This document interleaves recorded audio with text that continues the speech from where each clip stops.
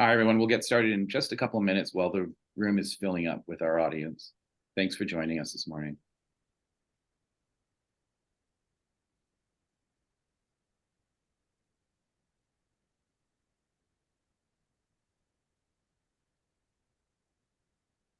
Good morning, everyone. Thank you for joining us.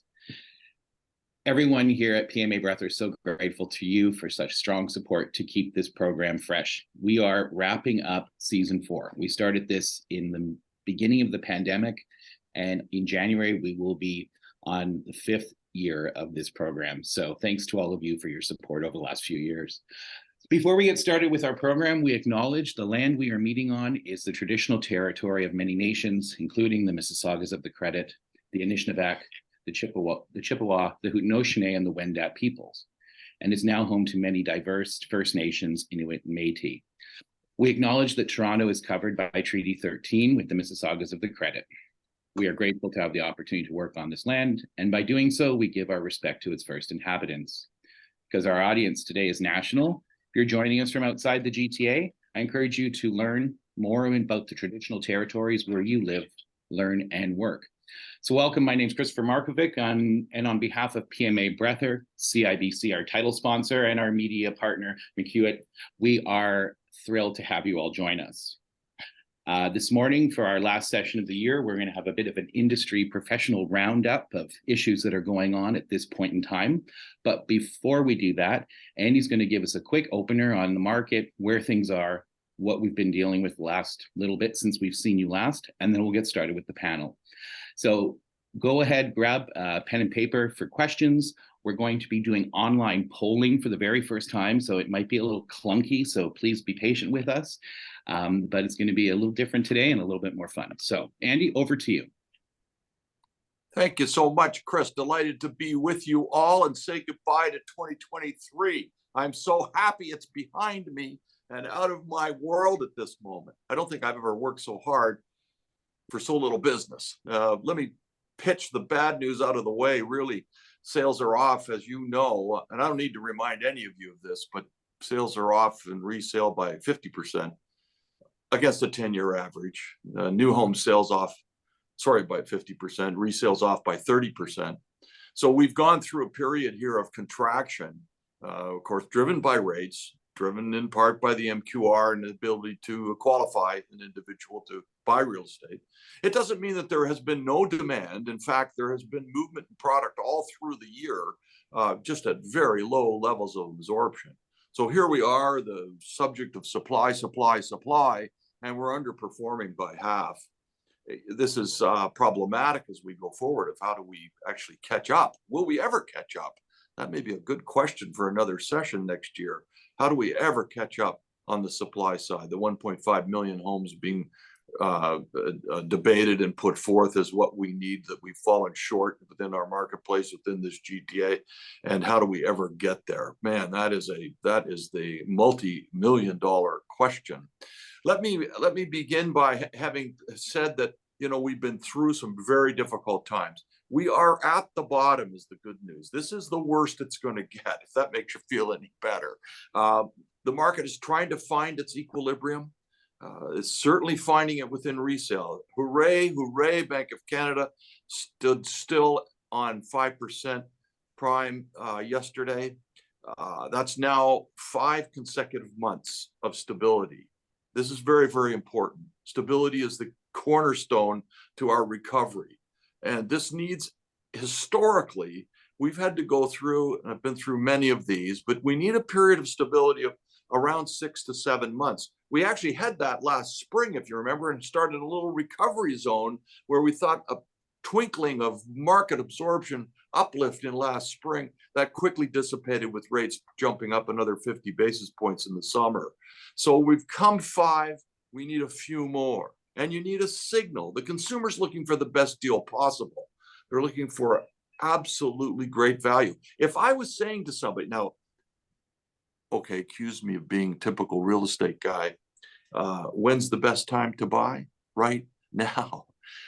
At this moment in time, over these next several months are going to be fairly bumpy, but you're going to find as a consumer the absolute best value in this marketplace that you will see for several years hence. I think we're in for a market that's reasonably stable over a long period of time, probably through the next several years, as mortgage rates hold within the 5 to 6% range. But right this moment, in a period of correction and volatility and uncertainty, is when the best value will be secured. And of course, you're buying now into a market that if you close within 12 to 18 months from now, whether it's both resale, it might be a little quicker, but in terms of new housing, it means you've got a interest rate horizon that's significantly different, significantly down 18 months from now. So this is an amazing period of time. It's a bit contrarian. It is mostly a challenge for many to wrap their heads around, can I ever time a market? You can't really. But in fact, this moment in time is an absolutely sensational time to buy. Well, the good news is, and why rates are about to come off, and perhaps significantly over let's call it at least a 12-month horizon, is bond yields. And if you follow bond yields, as we do quite probably over muchly every day, bond yields are falling off a cliff. Bond yields are the cornerstone of mortgage rates. The interesting thing is that the bond yield at 3.4% this morning is a significant spread of over 3 percentage points to the current mortgage rates at 6.5. That's a very wide spread. Normal spread's 2 points. It's been low as 1.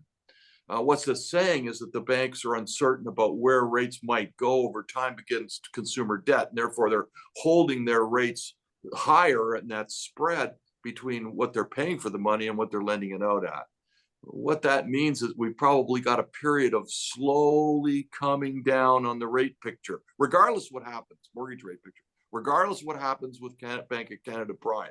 It follow the bond yield. That's the bouncing ball of mortgage rates. It is on a pattern to lower mortgages. You've already seen it. I saw 599 from Bank of Montreal this morning, Sherry.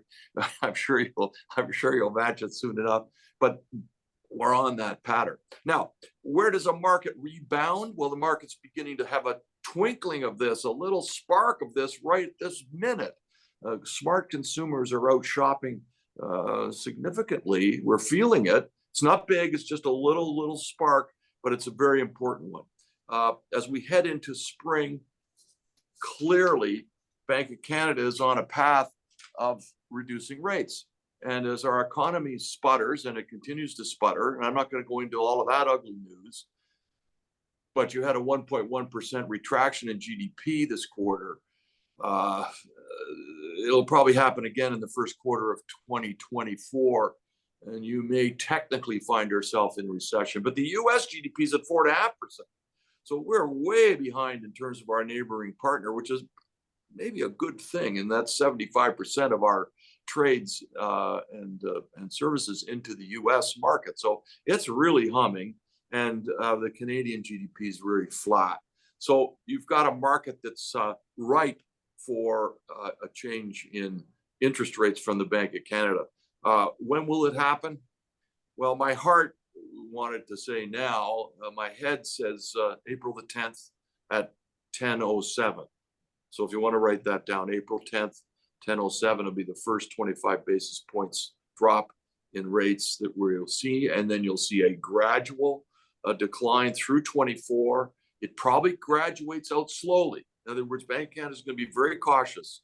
They're not going to be a sense of stimulus. They do not want to be accused of dropping rates too soon, as they got accused of being late to the party earlier last year. So we think we're going to see that really slow happen, and probably quarter point every other session through to the fall of 24.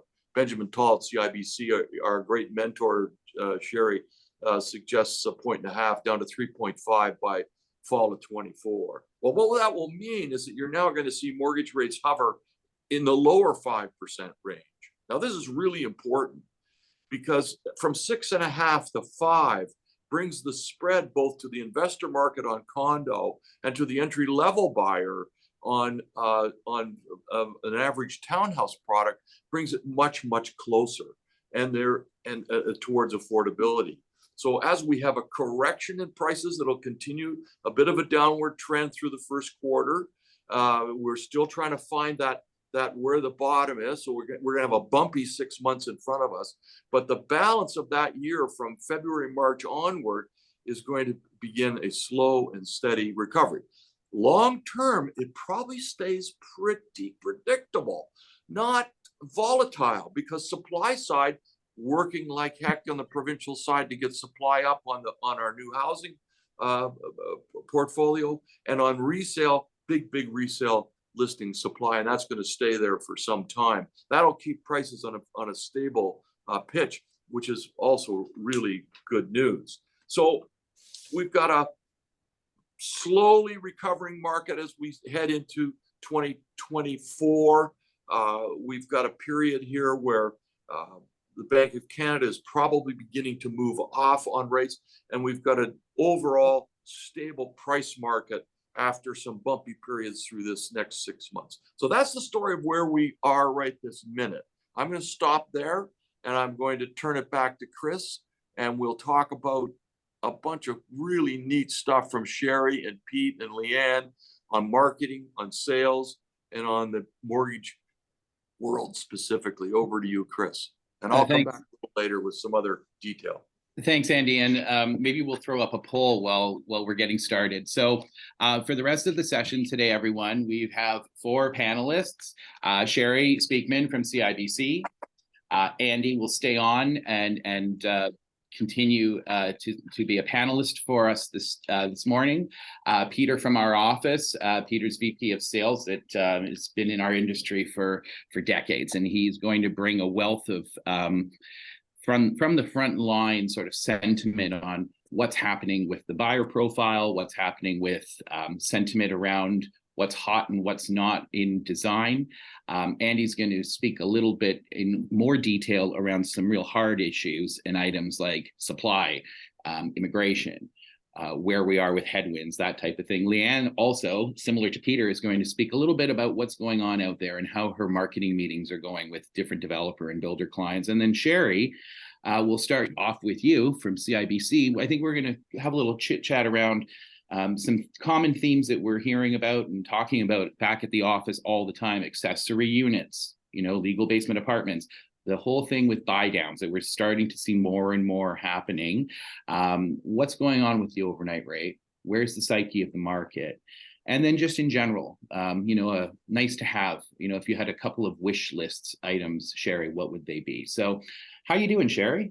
I'm doing great. How are you doing, Chris? I'm okay. Good. So how's the book? How's the business? How's the business? It's interesting. Everybody is looking for different ways to attract the purchaser.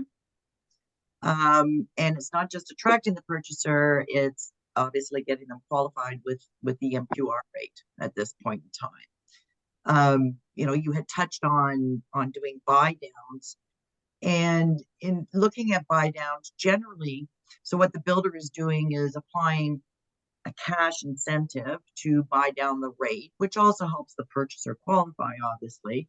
But generally, this is being used as a marketing tool. At this point, we haven't really seen any evidence that purchasers are actually taking it. However, it is a means, like I said, to get the purchaser in the door. Gives them an opportunity for your salespeople to go through your product, what you have, what you're offering. You may have an alternative option to the buy down. But buy downs are considered a cash incentive. And what a lot of people don't realize, that has to be deducted from the purchase price when the purchaser goes to apply for their mortgage. So we're using a net amount. Because the cash incentive does not impact the value of the property, it will impact the amount that the purchaser can qualify in their mortgage. So what type of advice? What type of advice are you giving home buyers then in that case? I would imagine most people don't even consider and factor this in. No, they don't. A lot of the purchasers are not. Well, obviously, we're not seeing any evidence of any success around this. But again, it's an ability for the builder to get people to come in. So when you're advertising and marketing, 3.99, 4.99, it perks the purchaser's interest. They come in. which now gives the salespeople an opportunity to go through the selling process with the purchaser. So what we're also seeing, though, is a lot of the builders are giving an option. If you don't take the purchase price, maybe we'll take that equivalent off. If you don't take the buy down, maybe we'll take the equivalent off the purchase price. And that seems to be more the route people are going. So you're not actually out there marketing a discounted purchase price. So it's almost Sherry, like too, from the sales standpoint. Oh, sorry, Chris. No, go ahead, I was Peter. going to say from the sales don't attack standpoint, me. what we've seen on some projects where it's, do you want the buy down rate or do you want a finished basement? What's your, like, to your point, not even just a price reduction, Yeah. another feature of the home, and that seems to be the striking point for most people is that finished basement, which we'll talk about later.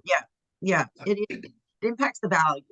So it's one more incentive that we're adding to the price list when people come in and register and come to a project for the first time, essentially. Correct. But what you have to understand, though, when you're doing a buy down, when you're offering a buy down, you have to be cognizant of the fact that the purchaser will then have to come up with more of a down payment.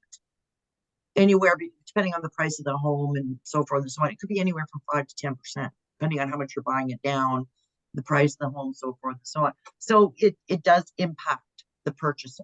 There is an impact to the purchaser around doing a buy down. Okay. Well, you know what? We've seen these before. We haven't seen them for a while, right? Yeah, Peter? years. You know, but even back when we were seeing buy downs years ago, there wasn't an overwhelming take up back then either. I think it's one more opportunity to list off your differentiators for your project against your competition, essentially. Maybe I think that is probably the best way to sort of lump that one. Yes. What else are you guys talking about right now? What about accessory units? Accessory units, you know what? This is such a great option. It's a great option, especially for those multi-generational families. You're talking like the nanny suites. Pardon me? What it does is the units have to be considered legal. So of course the builder will have to go through the process of getting the proper permits and whatnot in place. But it will help with affordability. It's a solution to today's market with prices and interest rates and qualifying rates. And the value of the rent, of course, is determined when the appraisal is done for mortgage purposes. But so I can use it on my mortgage, right? Like it helps me qualify for just a wee bit more potentially. The secret, the key thing is it's got to be a legal unit. It can't just be me deciding I'm going to buy this house and then down the road I'm going to finish the basement and rent it out and figure that the bank will use that income to help me qualify. Is there anything that people need to be mindful of, whether it's out in the audience, whether you're looking at buying a home yourself or you're considering these legal rental units in the basement? Is there anything that the audience needs to be mindful of, like aside from it being legal? If I want it to qualify, I need to be able to have the mortgage adjudicated and funded at closing. And if is there any housekeeping items? Get your mortgage approval up front. Get it up front so there's no surprises down the road. I can lease the apartment. I can lease this apartment or unit. What, a year after? I have to lease it right away, and like, how does that work exactly? If it's not even built, so we'll use the rental income that is determined on the appraisal. Gotcha. So that's exactly the key. I think it's a matter of you got to make sure that your buyers, if they purchased the home with this ancillary unit in the basement with the intention to rent it out, and they're using that rent to qualify for a mortgage from you, Sherry, they need to have a bona fide lease in hand at time of funding. Yeah. Is that correct then? Yeah. Okay. Yeah. That clears it up. Good stuff. Yeah, I want that anyways. But because your mortgage approval is based on these numbers, you need to make sure it's not like you're getting approved for a mortgage thinking, oh, maybe in a couple of years I'll make a higher income. My company's going to pay me more. We can't work on assumptions. You got to work on facts, right? The here and now, right? Yeah. Peter, what are you seeing out there? Like, are we getting at the front lines in our sales offices? We are starting to see a lot more product come out with these types of configurations. But what's the take up been in the interest level typically, just anecdotally, Peter? Well, I think what the most brilliant thing that I've seen in the marketplace, and it was the first time I saw a lineup outside a sales office, so I ran in like crazy. What's going on? And it's how you can take a single pull up to a home with a two-car garage, double door entry. And I thought I was walking into just a single family model home, and what I walked into was a ground floor unit, a second floor unit, and a basement unit, all three completely separate. The crowds in there were eating it up. And I think what was really awesome about it is you actually approach three different markets. You approach, there's been a lot of bank of mom and dad, which Sherry can attest to. So if you're, people saying, well, I'm trying to buy for my son and daughter. So you get one of these multi-generational units, one gets one gets the other, and then there's a rental component to support the income on that bank of mom and dad loan. So I think that's good. Also, from a retirement standpoint, if people are getting challenged with their retirement, to live in one unit and rent out the other two to provide additional rental income. So along with just the investor, it creates a lot of markets.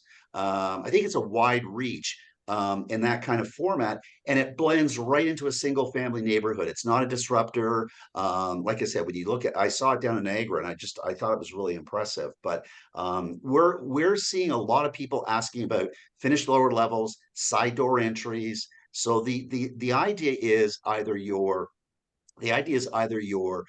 creating a rental, or I got the kids coming back from university and they can't get a place right now, but they need their own space, or I want them in their own space. I think there's partly that too.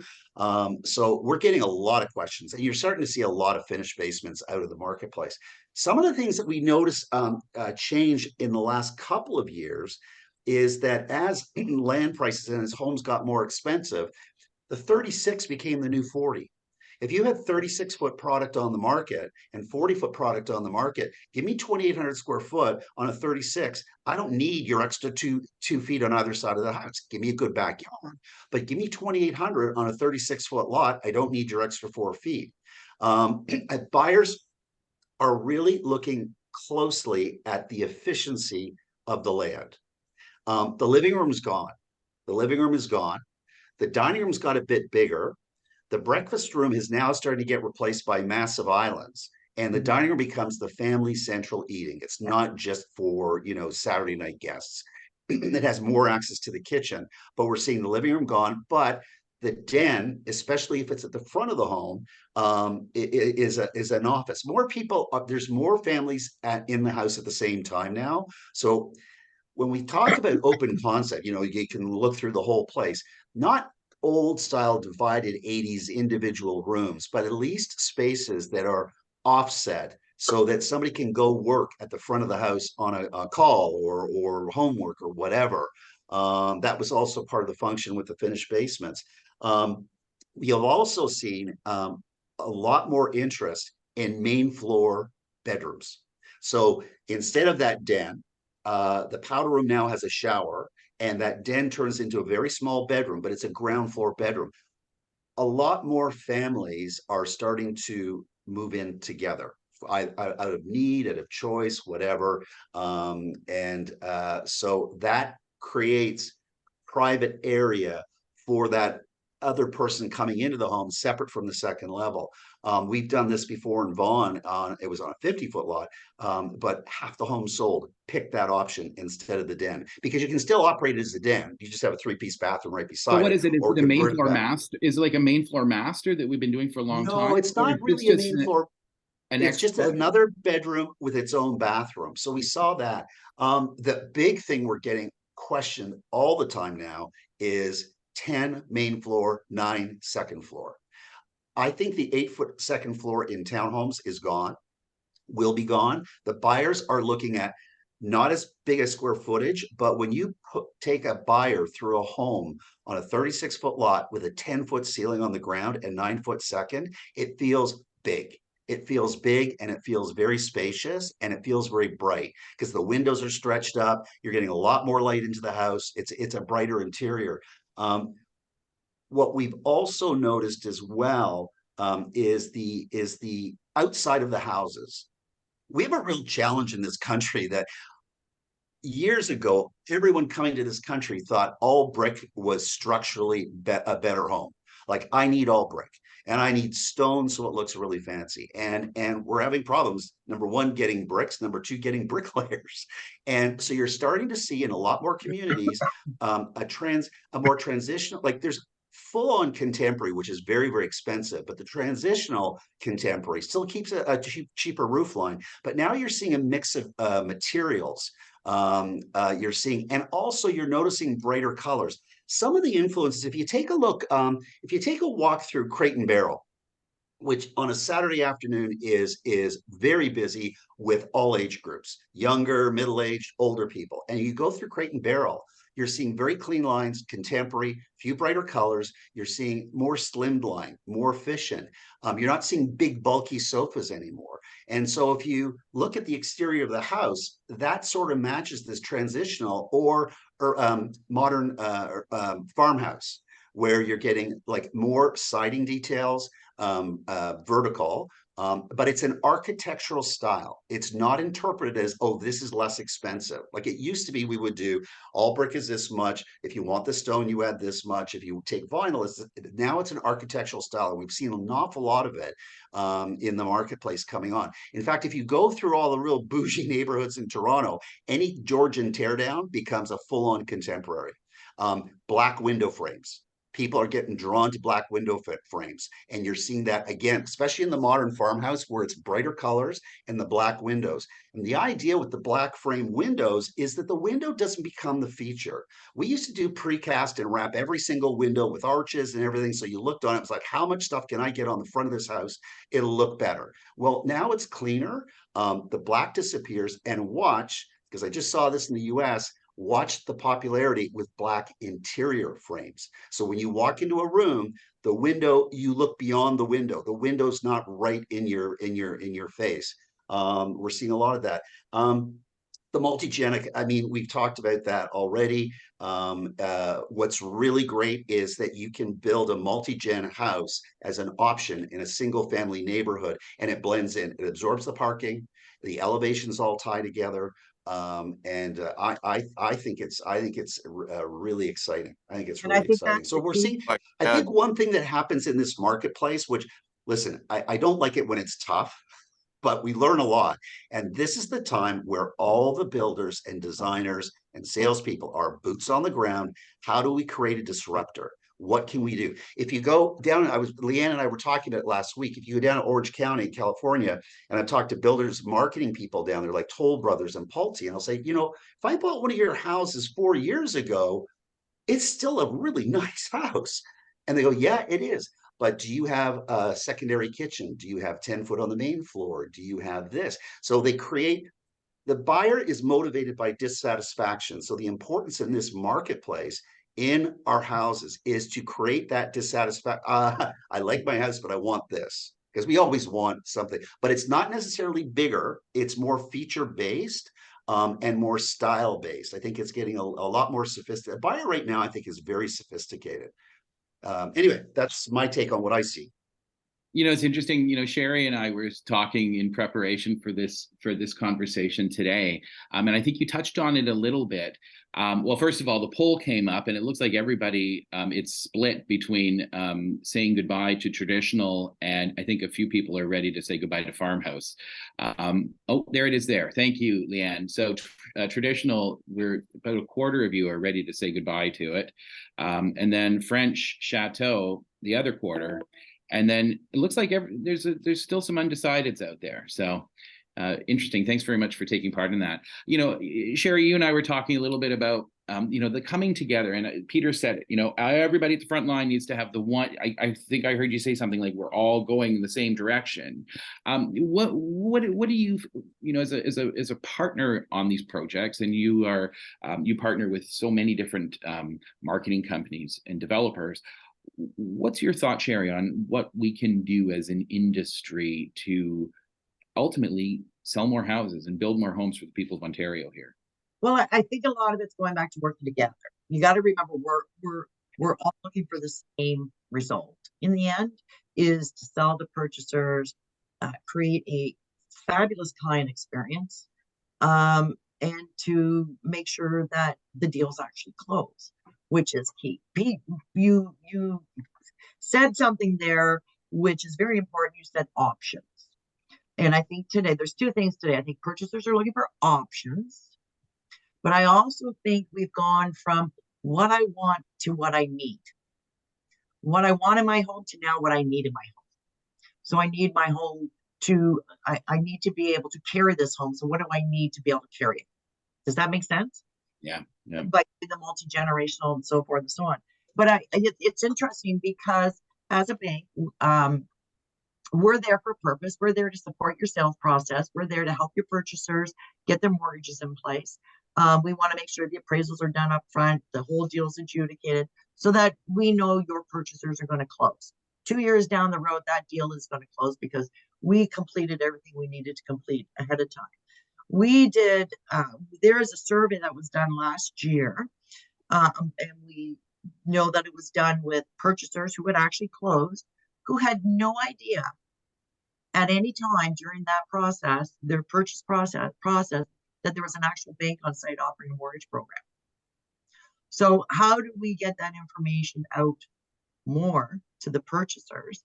It used to be Pete and I, we worked together 30 years ago on the site. And I know, yeah, you know, Pete would be with one purchaser in one room and I would be with another in the other room doing their mortgage application, qualifying them, giving that comfort level that yes, you could, and then switch. And what was really important to Pete and I was outstanding customer service. And I mean, I can even envision the site, the offices, the whole process, and how cared for these purchasers felt. And I think what we need to do is get back to basically owning our market again, owning the industry again, and giving those purchasers that comfort level that yes, you can buy direct from the builder. You don't have to. We used to, Sherry, even design sales offices with a space for the bank. It was like, this is where the bank is going to go. Now we design spaces for the outside brokers instead of for the banks, but hey, we can have space for everybody. Yeah, and Great. And I think that's really important. I mean, we need purchasers to understand how important it is to get your mortgage at time of purchase. It's extremely, if you, everybody had done that, we wouldn't have the amount of deals now that aren't closing, or you know, we've cost by not getting this information out to the purchasers on the sites that there is a bank, whether it's CIBC or any other bank. Those purchasers, really, it's cost them more money now because they weren't aware there was a bank on site at the time that they purchased. So, you know, some of these purchasers could have saved 200 or 300 basis points on their mortgage payments. It's so important that the banking information, Sherry, to your point, it's so important on our job at point of sale to bring banking right into here's the bonus packages. This is what the bank does, build the bank into your promotion. The challenge we had over the low interest rates was that people said, well, I'm not going to bother now because they're going to go down, and you couldn't talk about float down rate. It was just like talking to the wall. I think now we're going to see, as we get busier, the mortgage issue will be more front of mind. I know in one of our Whitby projects, we've had people say, look, I want to make sure I'm okay at the bank first before I proceed. And that's a different conversation than a year ago or 6-8 months ago. What can we do in your absence, Sherry? Like when the bank, you know, it's a Wednesday afternoon, the bank rep's not in his office on that day. I think we need to do a better job. And, you know, I'm disappointed to hear the results of that survey, because I can tell you when we kick off and, you know, start a new project, anytime we coordinate a takeout conversation call, training session, whatever it is. We do an orientation, which is important. Yeah, absolutely. That's what we're doing. So we need to fix. That's an immediate fix for our industry. If you guys are working hard to make sure that you are getting a bank in there, and more often than not, a lot of times now, a lot of our clients are saying, no, we don't want necessarily to feel that our clients have to be tied to a bank. We'll let them go to a variety. And they that's need fine to be tied to an approval. There's a different way to look at it. You may not be tied to a bank, but you're tied to an approval. Right. So you know it. And I think what's happened in the last little while, because everybody's dealing a lot with their platinum brokers, VIP brokers, we've let the responsibility go. We've just said, well, it's their problem, not mine. Well, it is, because you as a company, sales agents, sales and marketing, who's your client? The builder. So there you have a responsibility to the builder to ensure these purchasers are well informed. There's a tremendous amount of purchasers out there who did not know that if they can't assign their unit, they still have to close it. They had no idea. Right. Or all of a sudden they can't find, you know, the information on where to go, what to do, or how to do it. I'm all about the customer experience. If I had that attitude, oh, well, I'd have no clients. I make sure my clients, my builders are a priority to me. I always make myself available. I always give them honest information. And I, as a consumer, would expect nothing less from somebody working with me on the other end. So I think, and I'm not pointing fingers, I'm not saying anything. There's too much information out there which is incorrect. Everyone is an expert, and I think we need to get back to our grassroots. Yeah, I just wanted to mention from a marketing perspective how we can work with the banks too, because it is a partnership. We're all working together, sales, marketing, banks. Yeah, and the builder. We're all working together, and there is that tension for sure. You know, from an agency perspective, we position ourselves as storytellers. And the sales team and the bank reps, you guys are the story getters. You know, the builder's spending money, he's generating people, they're coming in. Getting that story, what is going on in the prospective purchaser's life? What is their financial position, and reporting all of that back to the builder and to the marketing company, it really helps us be able to implement strategies to understand who our buyers are, what are their objections, and what programs can we implement to assist them. So sales teams, you got to get out there, get that story, mortgage reps. And, you know, when we leave it to cooperating brokerages, we don't always get that story back. So we miss a lot in the middle there. So for those of you in the I think audience, you bring up a really good sorry, Chris. I was just going to say really quickly, for all of us on this call, and I'm sure many people out there watching this call will remember the days of when every week when you had your project meeting, part of the reporting package was what? A purchaser profile report. I would love to see more of those come back. So here's who our purchasers are. Here is what makes them tick. That's getting to KYC, right? And making it easy for you to do business with your customer, and making that customer feel like they're the only one at that time, which is so critical, especially in a market like today. Lianne, thanks Chris, for jumping in. Yeah, since I am the producer of the show and also a panelist, it feels like we're getting a little bit off time, and we want to make sure that we really hear from Andy. We've heard a lot from Pete. We've heard a lot from Sherry. Let's talk to Andy about some of his questions. Well, I was kind of hoping to talk to you a little bit just to wrap up Pete and Sherry before we get to Andy. But so can we stick with you just for a bit, because we're going down the theme here. I guess really, aside from the customer experience and the coming together and us as a team being a little bit more better aligned, what else are you seeing out there, Lianne? Like, what are some issues that you're facing with your clients out? Lots of big, hairy challenges, a lot of hairy deals for sure. And I think the biggest ones are really the projects that sold in 2020 or 2021 at the highest prices. They're now closing or getting ready to close, and the builder can't adjust the pricing because they can't risk losing their older deals. Or some projects where we sold 70%, but then the builder wanted to hold back some of that inventory to sell at a higher price. He was hoping later once it was built, but now they have their most expensive units and they're sitting there built. Then we're competing with the resales, we're competing with assignments, we're competing with other new homes. So these are some really tough issues. So those projects are challenges because, we can't adjust the pricing. The pricing is a condition. It's essential to the financing companies, to the builder for their profit. So we have to be really creative as an industry about incentives.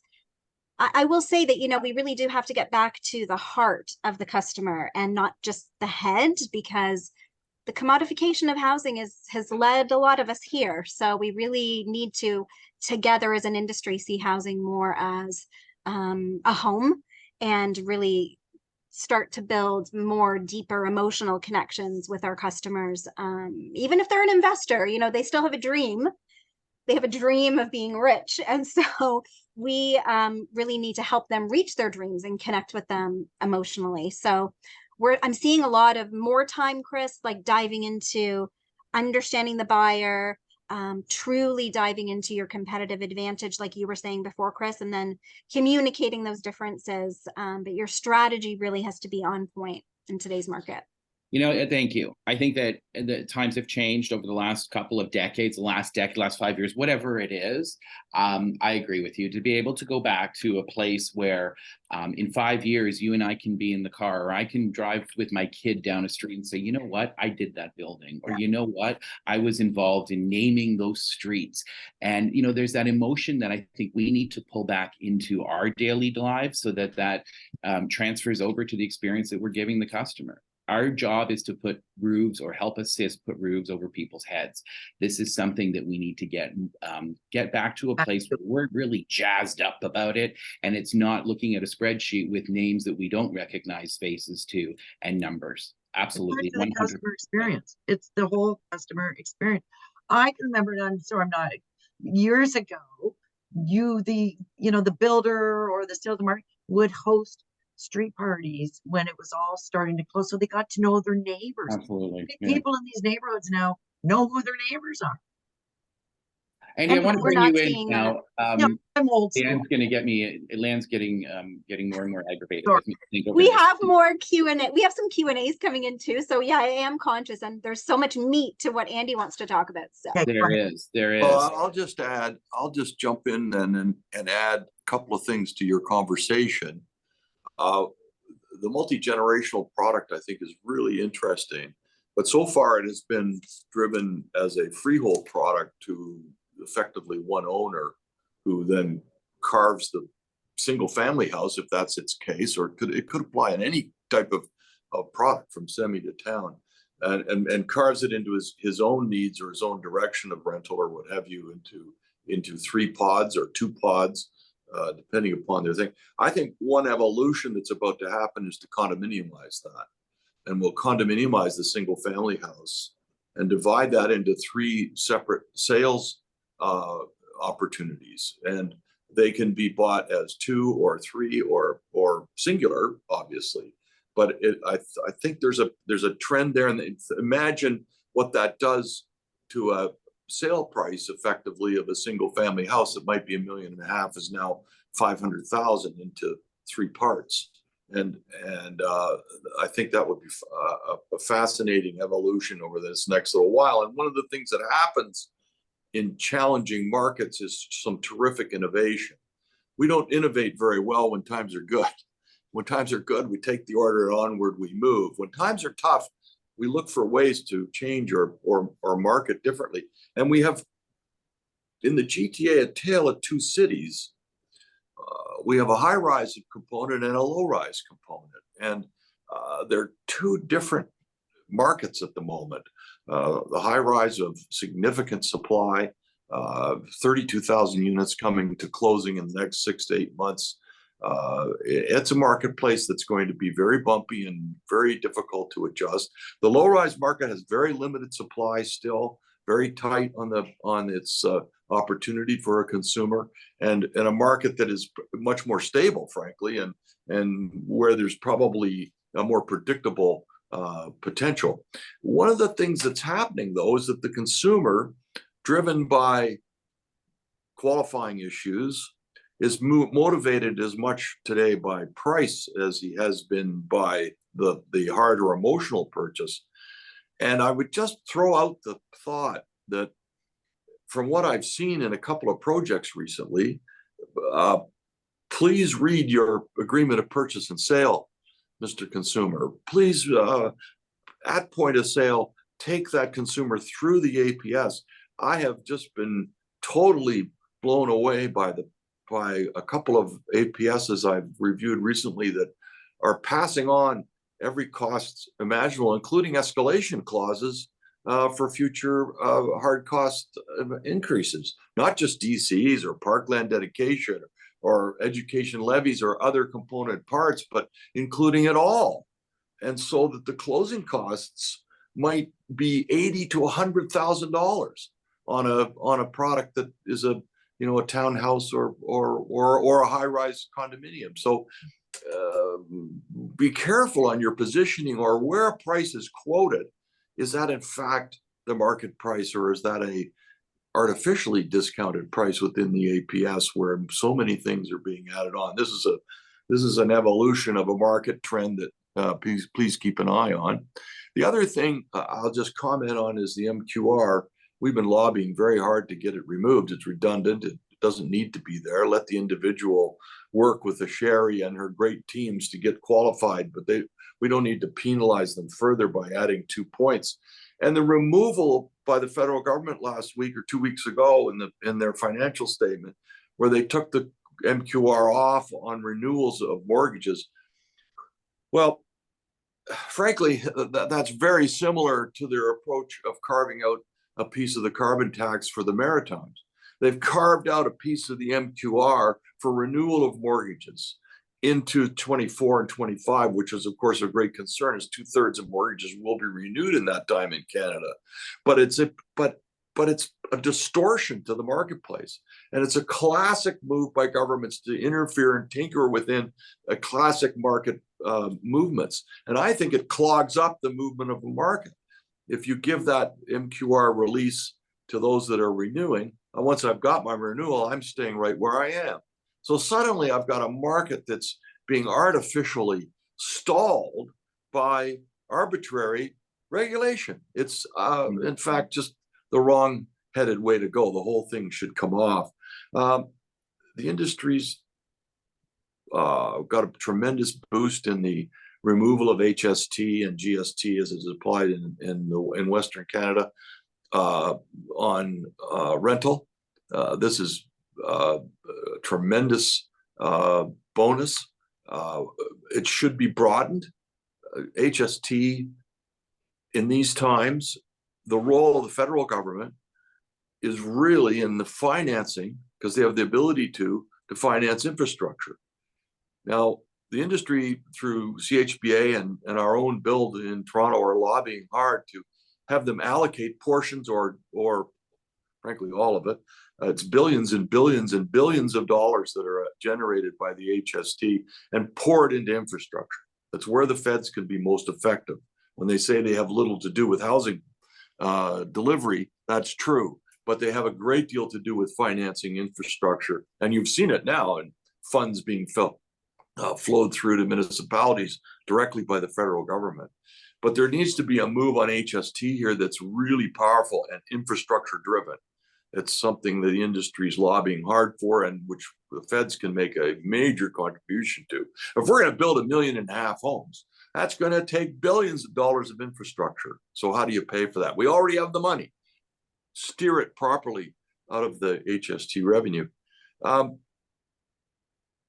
think there's an opportunity for a similar thinking as it relates to first-time buyers. We have to keep this market moving. It has to cause, in order for the market to be fluid, to move up and to move down in the housing equations of life, it needs fluidity. And right now we're kind of stuck both at the qualifying level at the top end and at the entry level, of course, is very, very, very tough to move. So in the next several years from housing policy direction, where today over $200,000 per unit is tax, $200,000 per unit is tax. Take that tax back, both in development charges and HST alone is almost $200,000 on a townhouse at $950, and rebate that back to the entry-level buyer. perhaps the investor doesn't qualify for that rebate, but that's an arguable discussion for another day. But clearly the end user, the first-time buyer, would benefit tremendously by a tax rebate on those two critical areas. It doesn't have to be forever, but let's get, as part of our movement towards producing more product, that would be really strong. We don't need, though, much demand stimulus. We need supply stimulus. The province has got themselves into a bit of a pickle over the Greenbelt issues, and that's caused a review of MZOs, of urban boundary legislation that had gone through at the same time, and this needs to be refocused. Yes, it was a bad process under the Greenbelt, so fine, let's move on. The Greenbelt's not perfect. It's not sacrosanct as it appears to be. Some of its boundaries are ludicrous. They're not environmentally driven.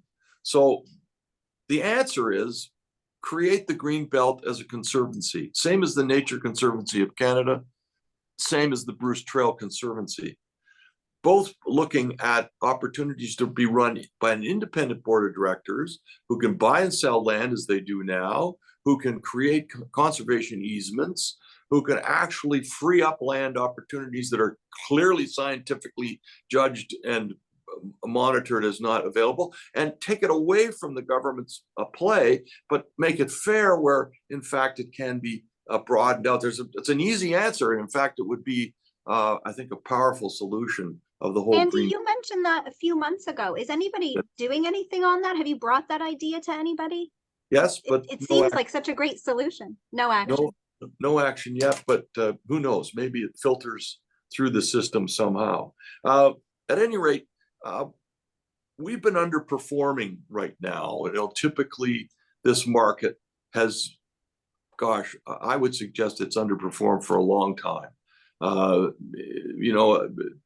GTA has generally absorbed 40,000 houses a year, whether it's back in the middle 1980s, the 1990s, the 2000s, or even to today. And we should be producing 60 to 80,000, double almost, to meet the shortfall of where we're at. This is really the area that needs to be focused on, and most of it is frankly actually driven at least a rebalancing of suburban or let me call it lower density housing forms. The growth plan in 2005 really focused the world towards intensification, and there's an economic model here that needs to be followed. But in balancing how we spend that money on infrastructure, but at the same time, we completely collapsed the low-rise market, which had been doing 25 to 30,000 units alone up until 2005, and then shrunk to 10. Well, that's affordability. There's such a small amount of people that can afford what we're building, Andy, right? Yes. Now, in the low-rise world. I mean, there's not a lot of people that can afford it unless they have equity in an existing home. So the good news is that we ran a poll and we have a pretty good response saying that we're okay to go a little over. So Andy, I'm going to ask you a couple of pointed questions. Okay. On the supply side, in your view, unfiltered, is there a clear view to a solution to the supply issue? Oh, yes. I mean, the Housing Supply Task Force outlined 48, I think it was, different recommendations. I don't think we've tackled 10 of them. And the coordination between federal and provincial governments in particular needs to happen with a third party municipal. I mean, I think with Sherry said, how do we work together as a team and a family to figure this out? Listen, I've been on the supply side bandwagon for 25 years. I started talking about this in a major way, that we were about to run ourselves into the ground without supply in the early 2000s, and it's taken 25 years before it's on everybody's radar. Once it's on everyone's radar, we need a strong coordinated effort from all three levels of government and industry. Particularly, we're the delivery agent, working together to make it happen. The solutions are there. There's tons of them, and it can be done very quickly if we have the motivation. Let me give you one quick example. Barbara Hall, as mayor of the city of Toronto in the 1990s, we had two areas of derelict communities in Toronto, both on King Street, on Spadina on one side and Parliament on the other. And she said, as bold as she was at the time, no zoning. Zoning was eliminated on the two Kings at Spadina and Parliament. And look at those two areas today. The only area thing was a height restriction based upon shadow patterns. And both of those areas have rejuvenated into now what's known as the entertainment district on one side and Leslieville on the other. They're as trendy and as powerful communities of interrelationship of ethnicity and restaurants and life and vigor. It's amazing. The answer, no zoning. One pen across the table, no zoning. Go guys, go do what you can do. And the industry did. That's all you need to do, is have the industry unleashed, and it will perform. And you'll see affordable product, innovative product like you've never seen before. Imagine what we might do with a condominiumizing of a single family house in a neighborhood. And I've just cut the house price by a third. So, or by 2/3 into 3 parts. So there's ways to do it if you give that, take the leash off the industry with good guidance from government. It's a challenge because you've got a strong pushback from the NIMBY crowd who doesn't want things changed in their neighborhood. But we have to change in order to survive.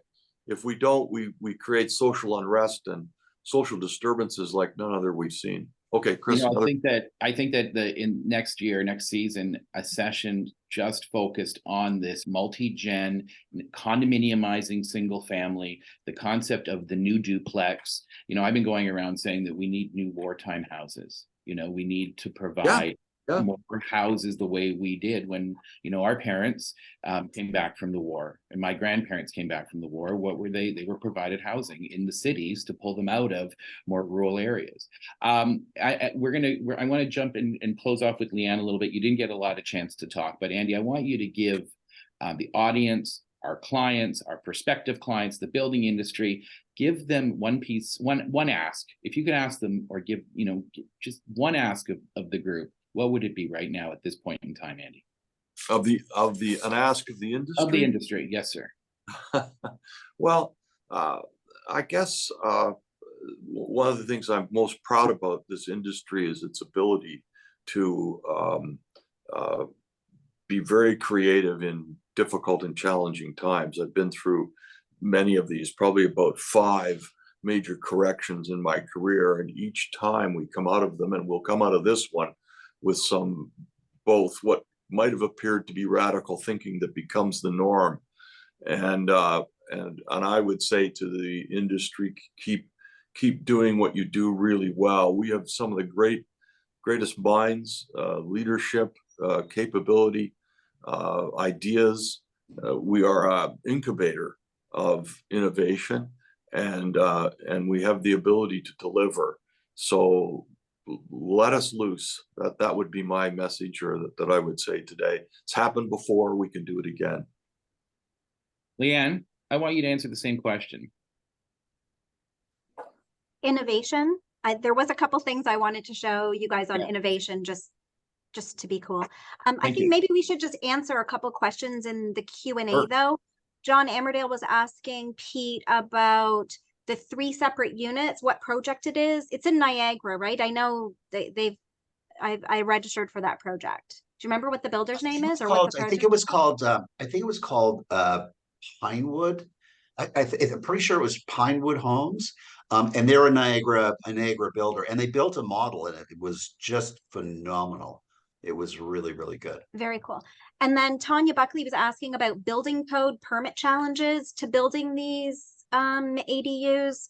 Like, there's only certain municipalities that allow ADUs to be built either separately or within the basement.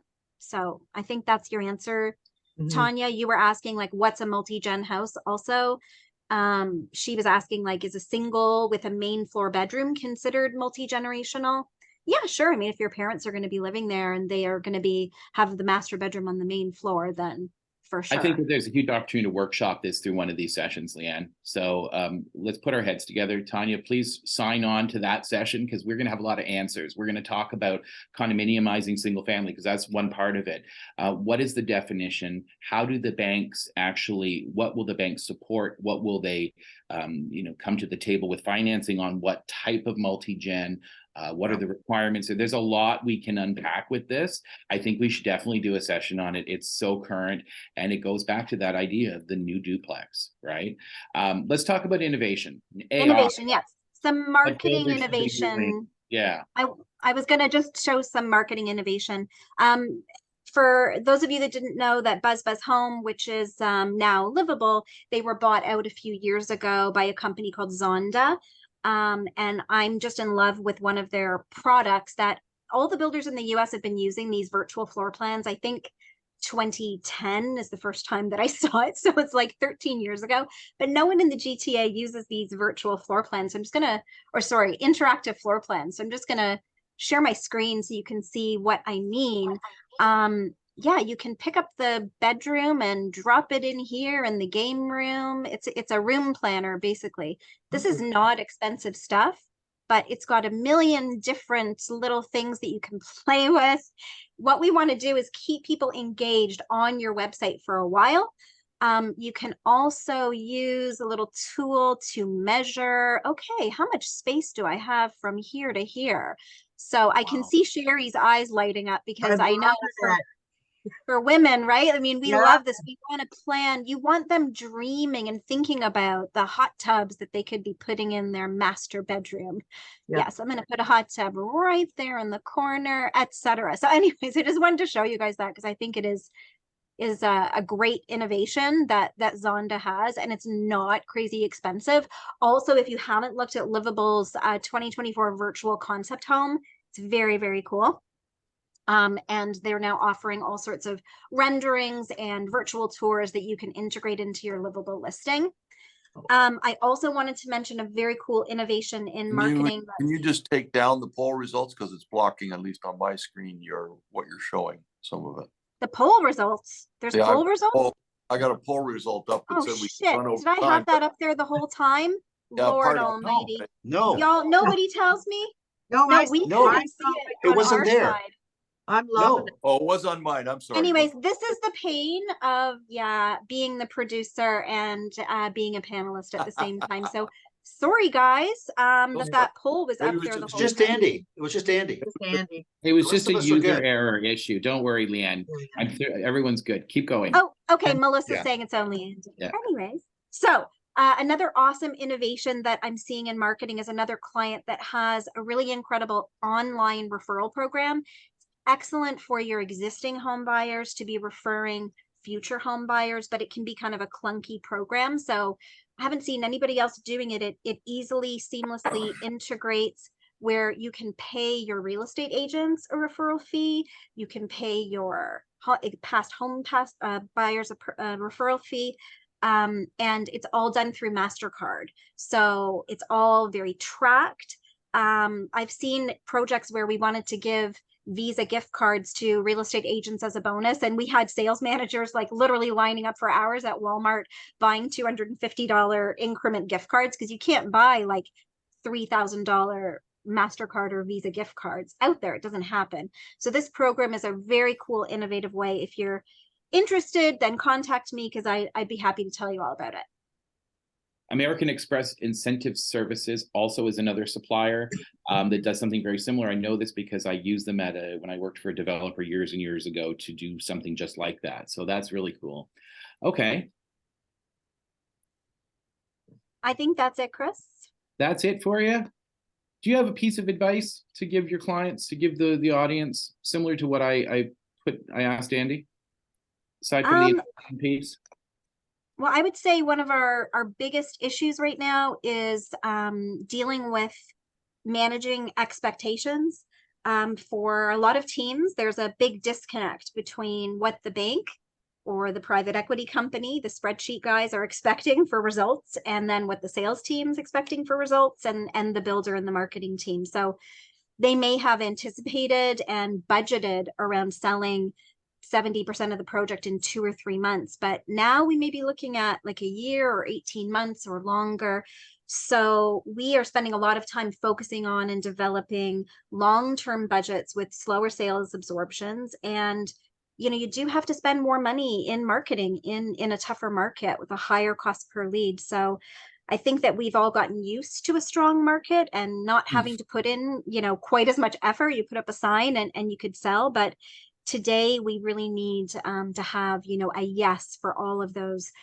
Yes to the location, yes to the price, yes to the product, etc. And everybody's got to sort of understand those expectations and be on the same page at the beginning, the whole team, about what those expectations are for sales. Thank you, the whole team. And yes to training. Okay, I think that a lot of you know, a lot of what we do at PMA is market research focused, and I'm out, and I'm sure everybody on this call and a lot of people in the audience are out shopping sites, walking through sales offices.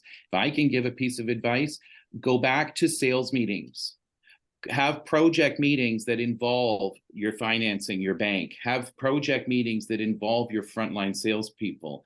Go back to having weekly training sales meetings and just hone your communication so that what me as the developer or the client is assuming and thinking that this is what's going on in the sales office. Let's make sure that that's in fact what's happening. So communicate and train and go back to sales staff proper meetings scheduled every Monday at 11 a.m. kind of thing. And it's not negotiable. That's what sells houses in hard times. Communicate with one another. I think, Chris, also, we have got, and the Americans have been doing this since they started selling new homes, is planning models at the beginning of the project, not waiting. Even if you have to do dry models, people buy what they feel and touch and dream. And that's what makes the difference. We sort of got off the model homes, and Lianne, years and years, sales you've done offices tons too. of them. Sales offices too. Yeah. Yeah, We have like 7 sales offices on the go, whereas like maybe 6 months ago, builders were like, do we need a sales office? So yeah, see, touch, feel. You're right, Pete. It's an opportunity for you to show what you can do, right? Show your customers why make them dissatisfied. Make them make them not like going home.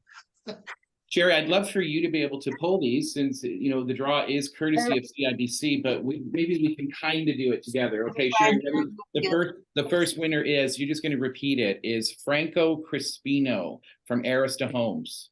Hey, congratulations, Franco. Congrats. Franco, you may or may not remember me from like the early 1990s when we worked on law development sites together. But anyway, and I'm pulling them out of this massive box of names. The next one and the last one is Nick Hill. Nick, congratulations, Nick. There you go. I'd like to thank you guys for being on the panel today, just sharing some real, off the cuff sort of comments, feedback to the group. I think it was just, it's very obvious. We just need to get back to the basics, communicate, train, hire effectively, make appropriate selections, and train properly, and then you'll keep your people.